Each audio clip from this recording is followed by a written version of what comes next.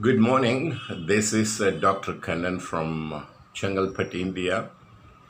We have been talking about the ancient relationship between India, especially Tamil Nadu, and that of Kaya Federation in the ancient Korea. In modern times, if you land up in Korea, especially if you are from Tamil Nadu, you will find striking similarities rather immediately, like the expression of calling your parents like Amma and Appa and a lot of other things. But in a lot of other things, the cultural elements need to be included. For example, the food habits of Koreans are very different from their neighbors, the Chinese and the Japanese. The Japanese are very Western and their food is very bland. And the Chinese have some vegetarian varieties, but still it's also quite bland, not spicy. Whereas the Koreans, just like the Tamils, eat a very spicy food. They eat raw chili, okay, in the diet, and their food is really very spicy. They have an item called kimchi. The kimchi can be prepared from any vegetable that's available, and the kimchi is nothing but the urgai, what the Tamils call.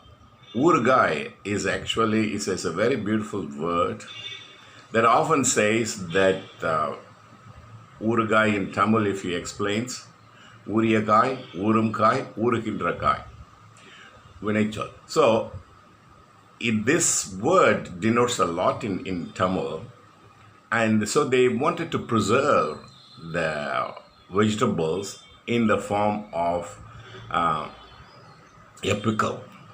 A pickle is a very great invention of the Tamils, and reasonably, the Greeks and the Chinese came to India mainly for the spices. The spices are especially preservatives. So the spices preserve those vegetables for a very long time. So when you put salt, oil, and few other ingredients, you can keep the vegetable for a very long time. And so, though vegetables and other things are grown plenty in India, but they also have this habit of eating urgai, which is always very spicy. And I was very surprised to see that in Korea, people are eating kimchi all the time. I think there is no meal without kimchi. Even if you are eating noodles, they will offer you kimchi.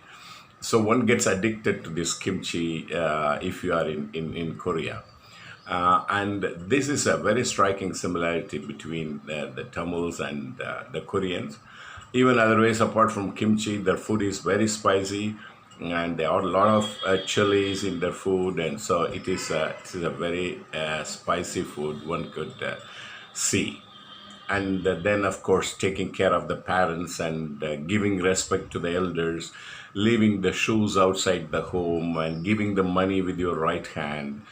And quite a lot of, if one gets into it closely, one can find a lot of such similarities between the Tamil Nadu and that of Korea.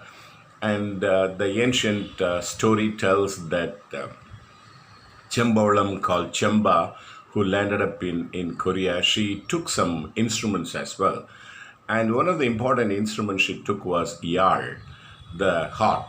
So yar is of different varieties as described in ancient Sangam literature. And this harp has been taken from India and they are using still that. And there are certain drums, okay, those drums are exactly similar like the udukai, what we call in Tamil udukai. You see udukai also there. And most interestingly, the Tamils, at the present Tamils have forgotten to play this instrument. This is only men play the murasu and all those big drum instruments. But in Korea, the women still play it. And I was very surprised to see that Mutteduttal, that is diving into the shallow waters and then take the pearl. The pearl industry is though not very famous like the pearl industry of the Pandyas, but the habits are still there. And interestingly, the pearl divers are always women in Korea. And I noticed recently that in Tamil Nadu also the pearl divers are women. So there are certain Sangam connections that actually is still preserved in Korea, the reminiscence of that ancient connection. We'll go further later. Thank you very much. Bye.